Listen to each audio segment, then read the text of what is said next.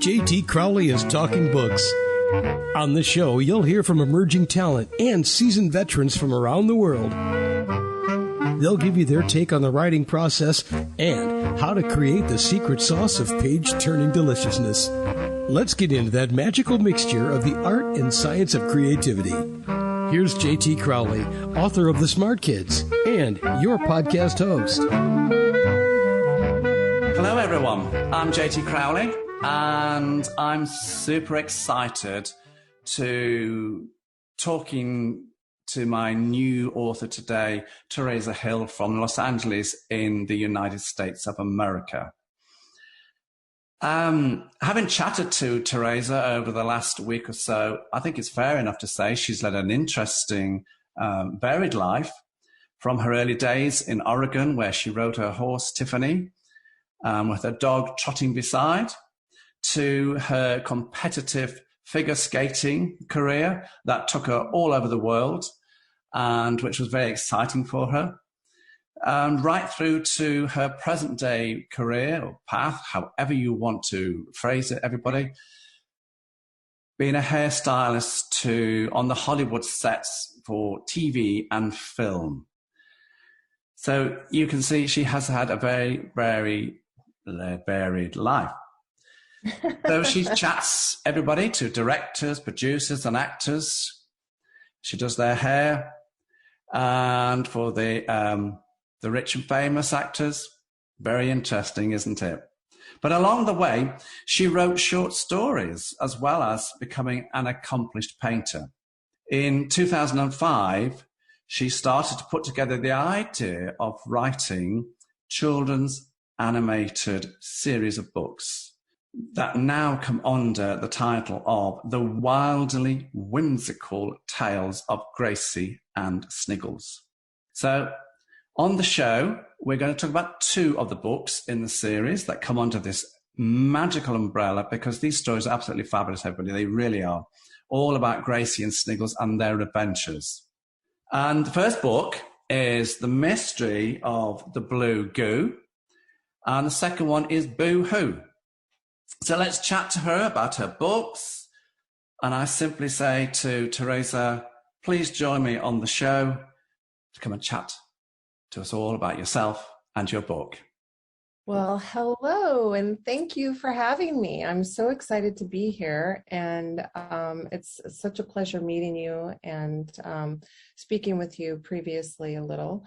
Yeah, I'm just really excited to be here, and I'm very, very excited about the reception that the books have received from several people and several well-known people, and hopefully my hope is that this series of children's books will help to maybe touch a few children's lives and help them navigate difficult situations or challenges that they might face in a lifetime, right? So that's my hope. Yeah. And in the process, enjoy the adventures.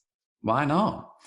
I'm intrigued, Teresa. In your editorial review, I noticed the remark, when I grow up, I hope I become the person my dog thinks I am. Who does your dog think you are? A very kind, compassionate, understanding, generous, human citizen of the world. You know, good. I mean, yeah, that's, yeah. I just saw that and I just thought, do you know what, I'm going to open the show with that line. You know, I thought, I wonder who a dog really thinks she is. Because dogs have different minds. They sense things far more than we do. Don't yes, they? I agree with you. And I think that as a child, most children want to have a pet, right? And if they don't have a pet, they usually have a doll, or they have an imaginary friend. that they, connect with. And I was lucky enough as a child to grow up in the Columbia Gorge, which is basically, I grew up in a town of 900 people. Very small town. I was born in a large city, Portland, Oregon, and in the United States. And I moved to a very small town. And I was lucky enough to be afforded the animals in which I grew up with. I had a chipmunk. We had rabbits. I had horses. I had a chinchilla, dogs, cats, horses, and I was very lucky. You had quite a few, didn't you? Yes. So that's why my question, I suppose, or one of the questions I want to ask you is, I'm intrigued, Teresa, as to why you chose to write very young children's books as opposed to books, say, about, your figure skating days, or tales about the backset gossip on, film and TV sets, because Jackie Collins made a heck of a career out of Hollywood's Wives and all the gossip and the scandal, didn't she? And I just thought, I wonder why Teresa has chosen children's books. Why?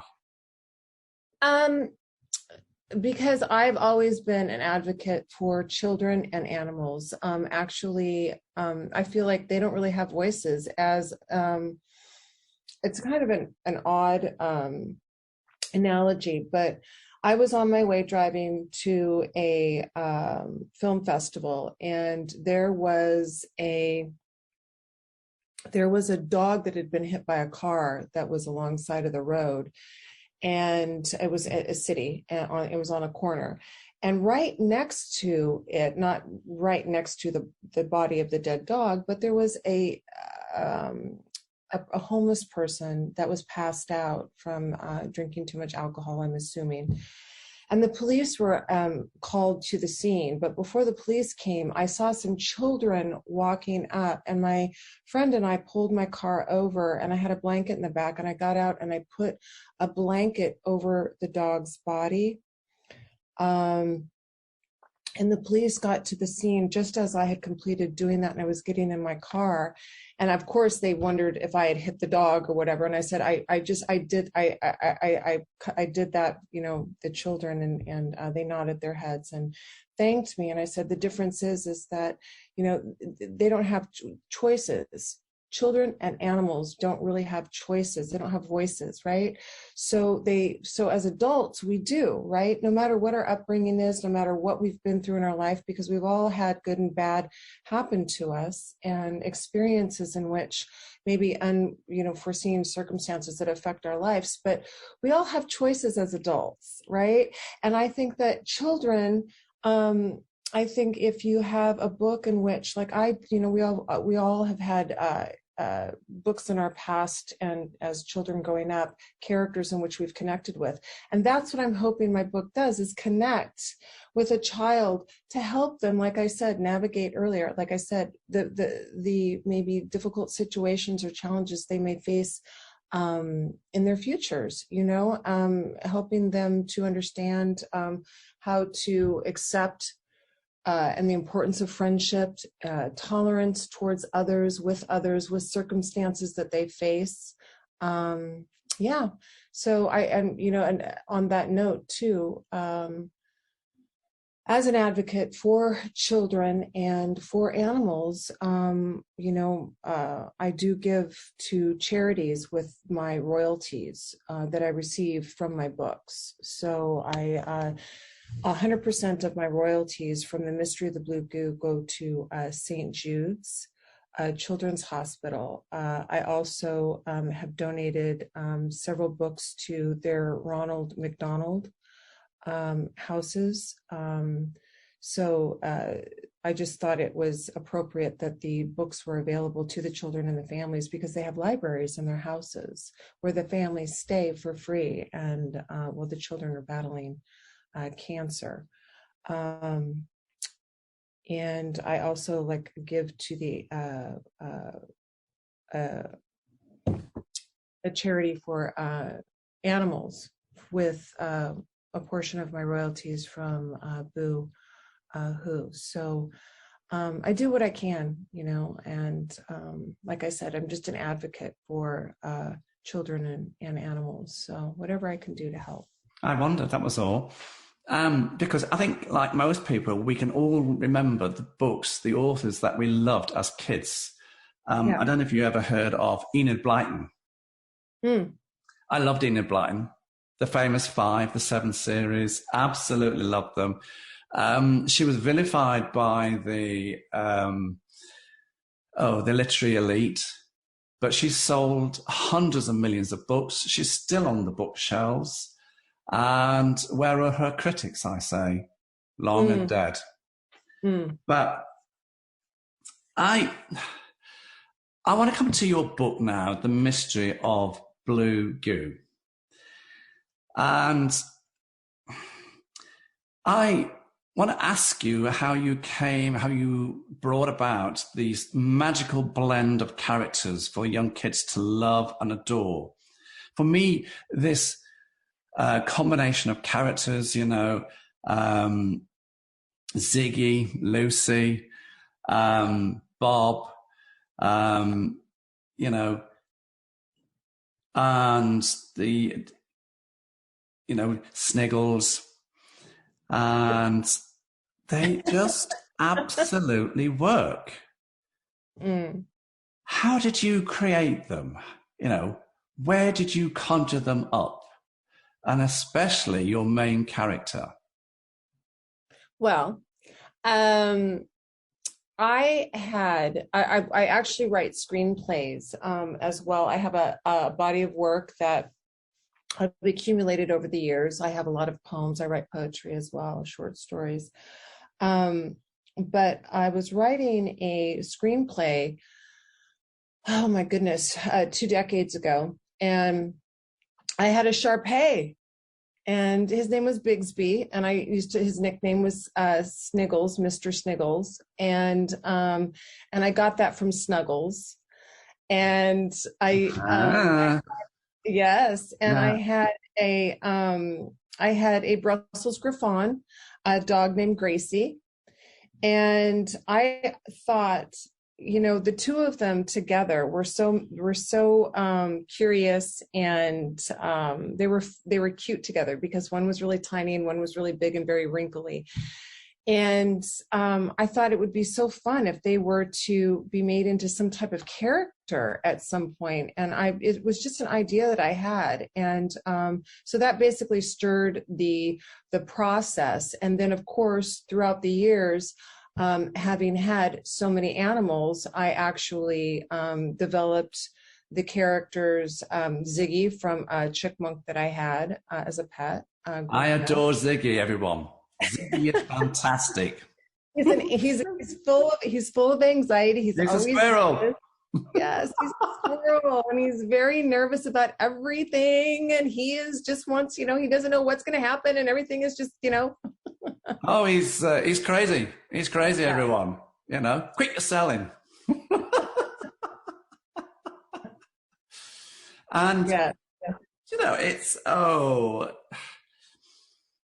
the thing that I love about your writing is the rhyming that goes on in the book.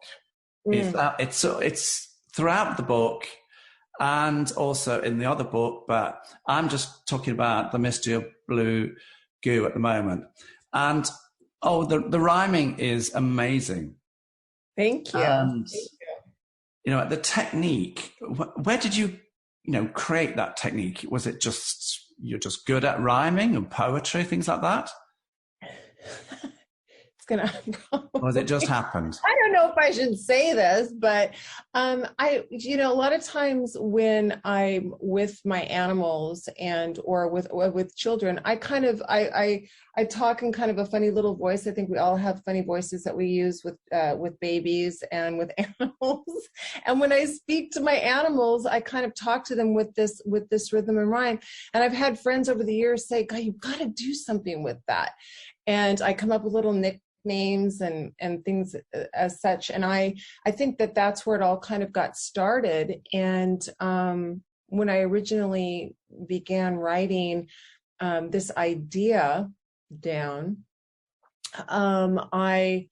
Sniggles was the one that was going to talk in rhythm and rhyme, and it ended up that the first story ended up, I really liked how it was kind of coming about in this lyrical way. So, and I think it also helps children to, with a lot of the teachers that I've talked with, and it helps children to learn how to read as well, and to recognize and utilize which I knew there was something behind it, you see. Do you mind if I read a couple of pages of the book, Teresa? Oh, I love that. Everybody. I'm going to read from page 14, everyone. And I'm quite good at doing voiceovers, so I hope this comes out really well. Once they arrived at the shack, Gracie knocked on the door. Rat-a-tat-tat. "Hello," she called. She knocked again and again. "Is anyone in?" she muttered. There wasn't a response uttered. Sniggles shuddered. Gracie turned the doorknob to the shack, and that's when Bob crowed, "Attack! Attack!" Out of nowhere, acorns sprinkled, spattered, and scattered everyone. "Go away! Quit your yelling! I don't want your selling!" Ziggy the squirrel shouted as his fluffy tail switched and twitched. "We're not selling, so quit your yelling," Bob called back. In a frantic antic, Ziggy threw his last nut. With a hiss, Lucy caught the nut with her mitt. That would have hit poor Bob on the knob. And Ziggy was now zonked. With everything he could muster, he kept on with his bluster of gibber and jabber. He scurried in a flurry, gathering the nuts he had scattered. He zigged and he zagged, picking them up one by one, hurrying to get the job done. Gracie watched with delight at this sight. After all, he did sprinkle and spatter the nuts he had scattered. "Curious," she asked. "So much chatter. What's the matter?" He slowed his pace and he looked up at her face. He looked so shattered, because no one had ever asked him what was the matter. "Silly clown, turn that frown upside down. Don't worry as you scurry in a hurry, my furry little friend. No need to be sad, even though you were bad." Gracie smiled. "I'll be your chum. Don't be glum," Sniggles gave Sniggy a judge. With a grin, Lucy chimed in. "They'll help gather all that matter that you've scattered." Then she sat back to clip in her claws. Bob rolled his eyes because he wasn't surprised. Lucy was a cat who could be a bit of a brat. Everyone except Lucy began picking up the nuts. So there you see, everybody, there's the rhyming and there's the technique that Teresa has used. And I hope I did some justice to your little excerpt there. Oh, thank you. Thank you. Now, Go ahead. I want to move on, if that's okay with you, to Boo Hoo. This is the second book in the series. And it's here, you know, we've got the same characters, everybody, but Teresa has added a few more characters. We've got Boo Hoo, Boo Montague, not Boo Hoo. We've got Sully the snail who delivers the mail.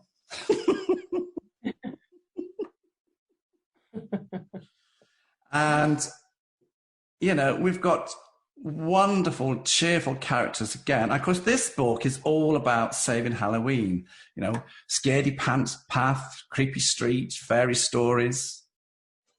Where did you get this idea from to put this magical, wonderful second book together? Saving Halloween. Yes. Well, Halloween is always a favorite of most children's, childhood. I mean, we when we get to choose our costumes, we wear our costumes if we can right, for weeks ahead of time. And then we like to wear them after. And so it was definitely a time of the year in which I wanted to, that we celebrate. And it's the time of year that children have most fun. So it was kind of an obvious choice to write about. And I wanted to write a story about children facing their fears and how to do that. So that's where Boo Montague came in, and Annie Mcfannie, the witch who cancels Halloween. Annie Mcfannie. Annie was a Cocker Spaniel, black Cocker Spaniel I had. And she used to dress up, I used to dress her up like for Halloween, and we would, when the kids would come around for trick or treat, she would always go out and greet the kids with her little witch costume on. So that's where Annie Mcfannie came in. And you're a wizard? Yes, and Mr. Wizard, Gracie was dresses up like a wizard for Halloween. There's a little secret there. You know, Mr. Finkelstein, her next door neighbor, is a retired wizard, but that has not been uncovered and discovered yet. That's coming. But I think that children may possibly be curious as to why Mr. Finkelstein has a magical map that helps Gracie and Sniggles and the gang, helps them get to wherever they need to get to. Like they in Mystery of the Blue Goo, they have to get to 555 Honeycomb Hive because they have to get little Bumble, a little bee who has accidentally been turned blue and is not accepted by the queen in the hive because he's not the same color as all of the other bees in her hive. So he's not accepted. So they figure out what the mystery of the blue goo is. And then lo and behold, when they get back to the hive, when they do get her, Bumble back to 555 Honeycomb Hive, and they go on their adventures and meet all kinds of interesting characters. Don't tell anybody. Yes. Read it. When they get back there, the queen, there's something in store, and Gracie and Sniggles and Mr. Finkelstein are able to help save the day. And Boo Montague. Can you read a couple of pages from Boo? Yes, I will. Okay. You'll probably do a better job than I did of the pages in Mystery of the Blue Goo. Okay. Let's see. Now, what's happened in the first couple of chapters in Boo-Hoo, they receive a note in the snail mail. Slowly the snail delivers the mail, and they've all got their costumes picked out. They're excited to celebrate Halloween, and they receive notice from Annie Mcfannie that Halloween has been canceled. So they need to go to see Mr. Finkelstein because he'll know what to do. So they go over to Mr. Finkelstein's house, and they approach Mr. Finkelstein. Gracie pulled the rope that opened the gate, and they all walked in, except Boo, who cautiously drifted behind. Mr. Finkelstein was unaware that they were there. He was busy making something utterly, unbelievably, fantastical. Clickety-clack, whippity-womp, tickety-tap, ting! Mr. Finkelstein. We're in a bit of a pickle, Gracie called out. I wish I had a nickel every time somebody was in a pickle. What can I do to help you? Mr. Finkelstein inquired. Like the whiz that Gracie is, she quizzed. Do you know an Annie Mcfannie? With a smile, he replied, I haven't heard that name since the last harvest moon 13 years ago. Gracie turned to Sniggles and mumbled, 13 years ago. That's a bit of a coinkydink, don't you think? Sniggles nodded. Mr. Finkelstein spotted Boo. Boo Montague, is that you? Why, I know your great-grandfather, Stu. Boo grinned. You do? Yes, I do. It's nice to meet you, Boo. Bob interrupted with a frown, cleared his throat, and cawed, excuse me, Mr. Finkelstein, we need to stay focused here, Annie Mcfannie. Gracie jumped in. This came by snail mail today. She handed Mr. Finkelstein the announcement. He opened it up to read. Gracie asked, "How can Annie Mcfannie cancel Halloween, Mr. Finkelstein?" "Because she's a witch with a wart who wears a pointed hat and has a black cat. She has a spider who loves apple cider, and she zooms on a broom in front of the moon. For many moons, she was seen every Halloween until 13 years ago, at the last Halloween hullabaloo." That's the last time anyone saw Annie Mcfannie. This wasn't good because everyone understood that when she flew on her broom in front of the moon, trick or treat would safely resume. Wow. "Why did she stop flying her broom in front of the moon?" Ziggy squeaked. "Because Halloween could be seen in every magazine and had become a routine and became nothing more than a money-making machine. There were no cheerful spirits to be had anymore, only mad, scary ghosts that were very, very bad. This made Annie Mcfannie sad. Kids thought it was dumb to dress up like a stick of gum or a red drum or a banana split, so they quit. And that was it. Annie Mcfannie threw a fit. On that moonlit night, without a fight, she packed up and was out of sight. We have to find her and change her mind. She can't cancel Halloween, Mr. Finkelstein," Gracie said. "Where should we look?" Sniggles sniffled. "She lives in an old house way up there somewhere where Creepy Street meets the dead end." Mr. Finkelstein pointed towards the hills. "How are we going to find Creepy Street?" Gracie quizzed. Wow. Aren't the stories great, everybody? They are absolutely wonderful. And the illustrations are fabulous, aren't they? In both the books, they're breathtaking as far as I'm concerned. Do you and Karine spend hours talking about the illustrations, putting them together? Yes, we do. We collaborate on everything. And of course, I created the characters well before I had found her, and she just took them to the next level. I adore her. Her work is beyond magical, and she just brings it all to life. So it's just such a pleasure to work with her. When we were writing Mystery of the Blue Goo, her country was being invaded by Turkey. There was, a scuffle over there, and it, ironically enough, here she was illustrating a book for me that dealt with acceptance, tolerance, and friendship, and being kind. And her country was at battle, and her husband and her brother had to go fight in the war. And it was really for me, ironic that she was illustrating such a magical children's book while this was going on in her country. Having said that, on a happier note, everybody's safe, by the way. Her husband and brother are safely home, and things have settled down a bit. But when she was writing illustrating Boo-hoo, when we were writing it, she became pregnant. Wow. So, it's beautiful how life, can throw challenges your way, and also beautiful things. So she's expecting her first baby girl, and we're looking forward to our third book.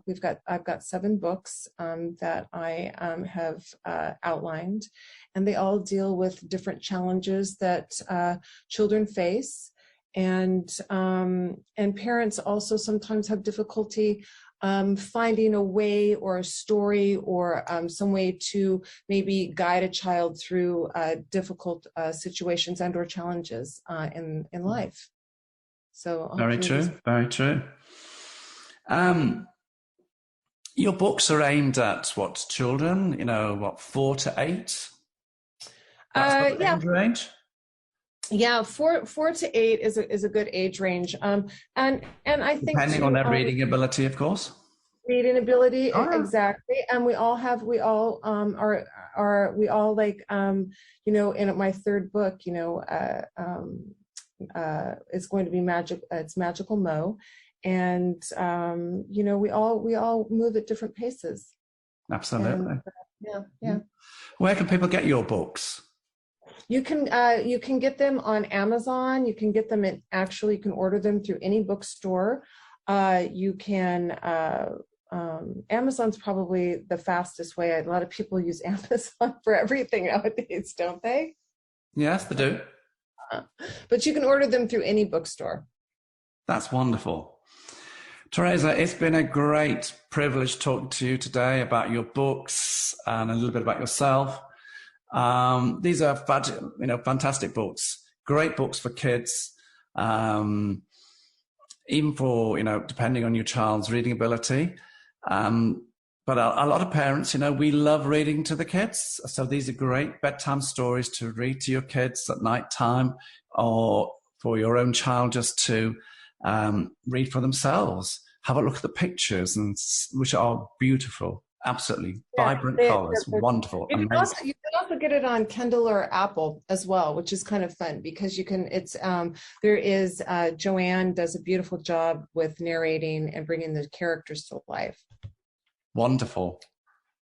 So that just leaves me to say, everybody, thank you very much again to Teresa for her endearing, winning storylines, beautifully written, fabulously drawn books. And all I say to you guys is get out there and go and buy some copies. Thank you so much. Absolutely. So as I say, every week, I'm JT Crowley. Thanks for listening, viewing, wherever you are in the world. Until next time, stay safe. Thank you.